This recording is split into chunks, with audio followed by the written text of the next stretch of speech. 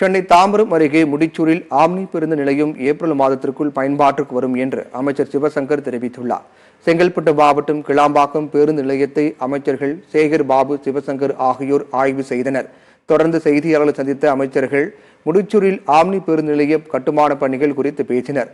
பேருந்து நிலைய பணிகள் ஏப்ரல் மாதம் இறுதிக்குள் நிறைவு பெறும் என்று அவர் கூறினர். விடுமுறை மற்றும் சுபமுகூர்த்த தினத்தை கருத்தில் கொண்டு கிளாம்பாக்கம் பேருந்து நிலையத்தில் இருந்து 150 பேருந்துகள் கூடுதலாக இயக்கப்பட்டுள்ளதாக குறிப்பிட்டார். கிளாம்பாக்கத்திலிருந்து நள்ளிரவில் பயணம் செய்பவர்கள் குறித்து ஆய்வு செய்து பேருந்து வசதிகள் அமைத்து தரப்படும் என்று அவர் தெரிவித்தார்.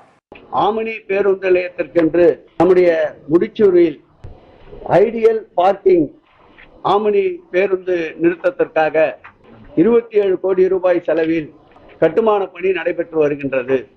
ஒரே நேரத்தில் 150 பேருந்துகள் நிற்கின்ற அளவிற்கும் அதில் தங்குமிடம் வசதி 300 பேர் வரையில் தங்குவதற்குண்டான கார்மெண்ட்ரியும், கழிப்பிட வசதிகள், அலுவலக அறை உட்பட 5 ஏக்கர் நிலப்பரப்பில் கட்டுமான பணி நடைபெற்றுக் கொண்டிருக்கின்றது.